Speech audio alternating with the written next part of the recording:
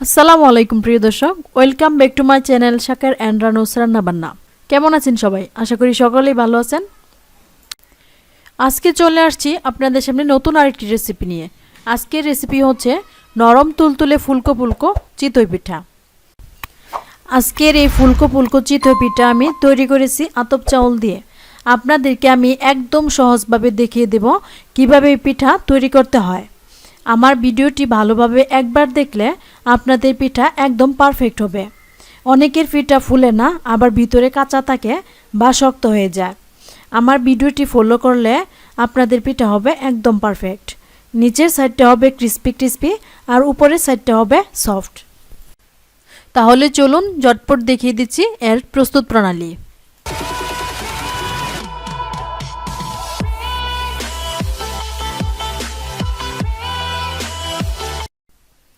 চিতই পিঠা তৈরি করার জন্য প্রথমে আমি মেজারমেন্ট কাপের 2 কাপ পরিমাণ আতপ চাউল নিয়ে নিলাম।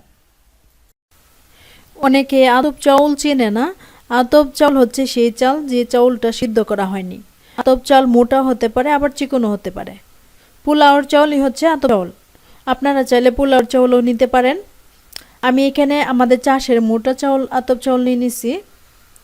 এই চাউলটা আপনারা যে কোনো চাউলের দোকান থেকে কিনতে পারবেন।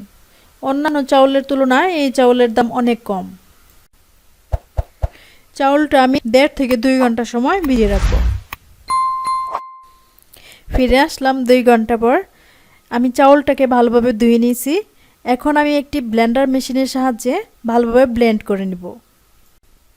আমি মেকো ব্র্যান্ডের ব্লেন্ডার ইউজ করি। এই ব্লেন্ডারটা খুবই ভালো। এই ব্লেন্ডারে শুকনো চাউল অথবা ভেজা চাউলের গুঁড়া অনায়াসে করা যায়। আপনি যদি এই ব্লেন্ডার ইউজ করেন তাহলে বাইরে গিয়ে চাউলের গুঁড়া করতে হবে না, আপনি বাসায় এই চাউলের গুঁড়া করতে পারবেন। ব্লেন্ড করার আগে চাউলের সাথে আমি কিছু সামান্য পরিমাণ পানি ও 1 চামচ লবণ দিয়ে দিলাম। আমি কোম্পানির প্রচারণার জন্য কথাটি বলি নাই। 1100 ওয়াটের এই ব্লেন্ডারটি আসলে খুব ভালো, তাই আপনাদের সাথে আমি শেয়ার করলাম। দেখেন আমার চাউলটা ব্লেন্ডার করা হয়ে গেছে। কেমন হয়েছে আপনাদেরকে আমি দেখিয়ে দিই। এর ঘনত্বটা হবে এমন, খুব টাইট হবে না, আবার একেবারে পাতলাও হবে না। তবে চাউলটা ব্লেন্ডার করার সময় অবশ্যই আপনাদের মাথায় রাখতে হবে যে পানিটা একেবারে বেশি দেওয়া যাবে না, আবার একেবারে কমও দেওয়া যাবে না। যারা সঠিকভাবে অনুমান করতে পারতেছেন না তারা প্রয়োজনে 2 বারে অল্প অল্প করে পানি দেবেন, যাতে করে এর সঠিক ঘনত্ব ঠিক থাকে। এরপরে আমি অন্য আরেকটি ভিডিওতে আপনাদেরকে দেখিয়ে দেব কিভাবে শুকনো চাউল দিয়ে ফুলকো ফুলকো চিতই পিঠা তৈরি করা যায়। আজকে আমি সরাসরি ভেজা চাউল দিয়ে চিতই পিঠাটি তৈরি করেছি। এখন আমি তৈরি করার জন্য চলে আসছি চুলায়। আমি গ্যাসের চুলায় মাটির পাতিল বসিয়ে দিয়েছি চিতই পিঠাটি তৈরি করার জন্য। আপনারা চাইলে এখানে লোহার পাতিলও ব্যবহার করতে পারেন, তবে আমার কাছে মাটির পাতিলে চিতই পিঠা অনেক বেশি মজা লাগে এবং পিঠাটি পারফেক্ট হয়। পাতিলে পিঠা দেওয়ার আগে আপনাকে অবশ্যই শিওর হতে হবে পাতিলটা ভালোভাবে গরম হয়েছে কিনা। পিঠাটি দেওয়ার পর আমি সাথে সাথে একটি ঢাকনা দিয়ে ঢেকে দিলাম। আমার চুলার আঁচটা রয়েছে মিডিয়াম। আপনার যদি মিডিয়ামের থেকে কম রাখেন তাহলে অবশ্যই 2.5 মিনিটের একটু বেশি সময় লাগবে। আমি পিঠাটি 2.5 মিনিট সময় রেখে তৈরি করেছি। প্রথম পিঠাটি বানানোর পর আপনি বুঝতে পারবেন আপনার চুলার আঁচ অনুযায়ী কতটুকু সময় লেগেছে। সেই অনুযায়ী আপনি বাকি পিঠাগুলো বানিয়ে নেবেন। আমি এখানে কোনো গরম পানি ব্যবহার করি নাই। আমি ব্লেন্ডার মেশিনে ব্লেন্ড করার সময় নর্মাল টেম্পারেচারে পানি দিয়েছিলাম। আমার পিঠাটি দেখেন একদম পারফেক্ট চিতই পিঠা, কীরকম নরম তুলতুলে ফুলকো ফুলকো হয়েছে। আমি আপনাদেরকে আরেকটি তৈরি করে দেখাচ্ছি। দেখেন আমার পিঠাগুলো কতটা পারফেক্ট হয়েছে। আপনারা যদি আমার ভিডিওটি ফলো করেন আশা করব আপনাদের পিঠাগুলো এরকম পারফেক্ট হবে। আপনি আমার চ্যানেলে নতুন হয়ে থাকলে অবশ্যই সাবস্ক্রাইব করে দিবেন, আর আমার ভিডিওটি ভালো লাগলে অবশ্যই একটা লাইক দিয়ে যাবেন, আর আপনার গুরুত্বপূর্ণ মতামত অবশ্যই কমেন্টে জানাবেন।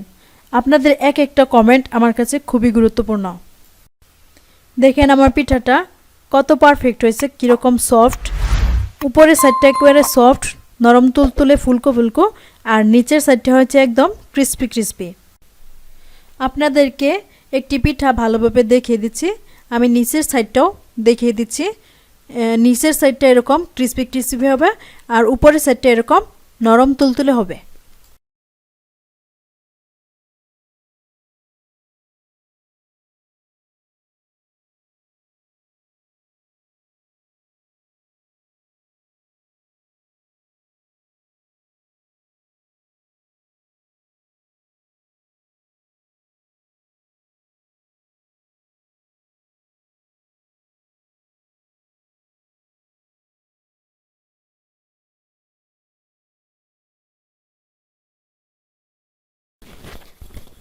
আমার সবগুলো পিঠা বানানো শেষ, এখন আপনাদেরকে আমি পরিবেশন করে দেখাচ্ছি।